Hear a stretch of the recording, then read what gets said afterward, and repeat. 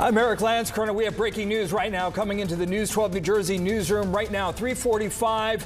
Bob Menendez has been sentenced to 11 years in prison stemming from his corruption and bribery conviction. He was convicted back in July on 16 federal charges, including bribery and acting as a foreign agent for Egypt. Two of his co-conspirators, New Jersey businessman Fred Davies and Wael Hanna, also convicted over the summer. They too were sentenced today. Prosecutors say that they bribed Menendez with gold and cash. Again, both of those men were sentenced earlier today. Davies 7 years in prison. Hanna got 8 years in prison. But the breaking news just coming into the newsroom right now is Bob Menendez has been sentenced to 11 years in prison. For some insight, let's get things over to Rocco Ciparone, former federal prosecutor in the District of New Jersey. Rocco, thanks so much for being here. Was this in line with what you were thinking that the former senator would get? This was exactly in line with what I anticipated his sentence to be. I had estimated 10 to 12 years is what I thought the court would give him. That's somewhat consistent with what the probation office recommended as well. The court was going to have to send a message, especially once I saw that Davies and Hanna got 7 and 8 years respectively. I knew Menendez was in for more, certainly. And it was interesting because earlier, prior to sentencing day, Menendez's attorneys had asked for, I believe, between 21 and 27 months. And then after the Davies and Hanna sentence came down today in court, they said they were amending their prior request to no more than 8 years. Given the gravity of this, given the high-profile public figure that Bob Menendez was, I know that you said that this did not surprise you. Do you think that he could have faced worse had it not been for the more than 100 calls for leniency on his behalf, or do you think that the judge had already pretty much made up his mind? It's always a combination when a judge considers how to sentence someone, right? It's a tough job for a judge. They have to balance the good, the bad, and the ugly, so to speak.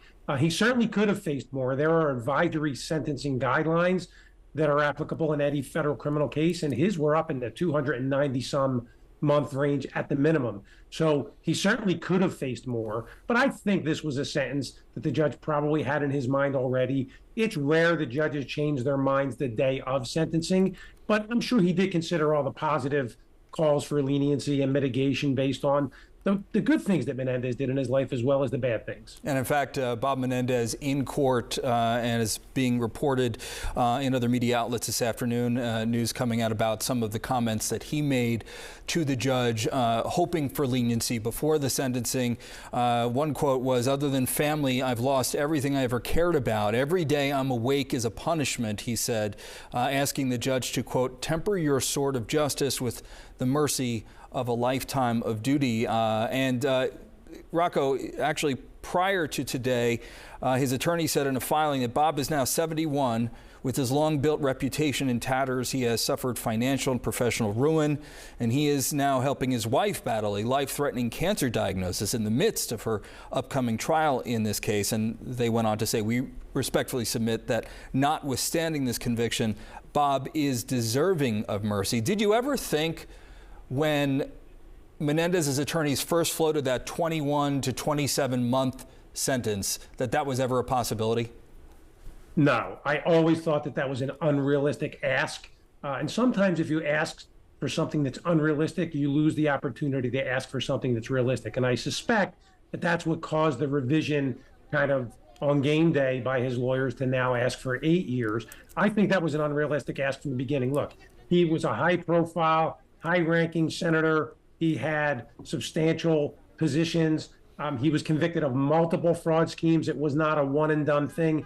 There was no way he was getting somewhere in the 2-year range for that kind of conduct, despite his age and despite all of those other harsh collateral consequences, but they're a byproduct of a conviction of this nature.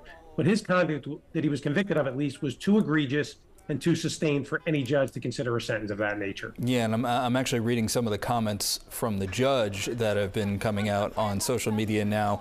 One of them saying from the judge to Bob Menendez, "I don't know what led you to this.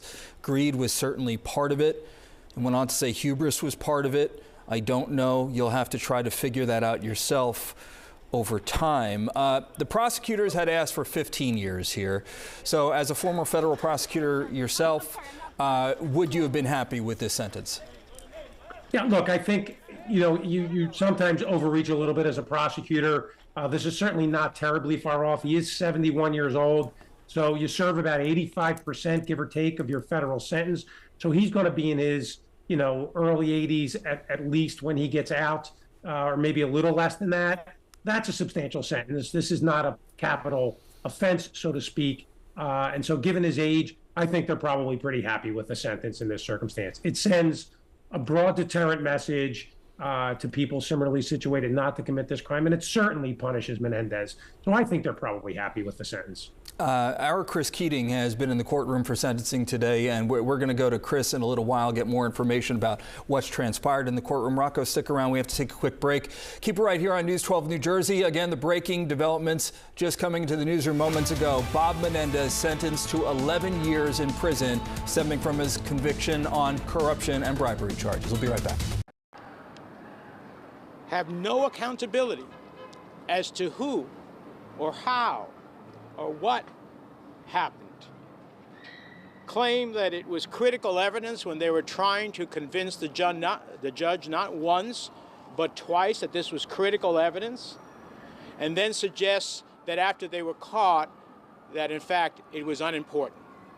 That's outrageous, outrageous, and unbelievable. Only in the SDNY could you embrace an FBI agent who was caught lying on the stand in order to make their case.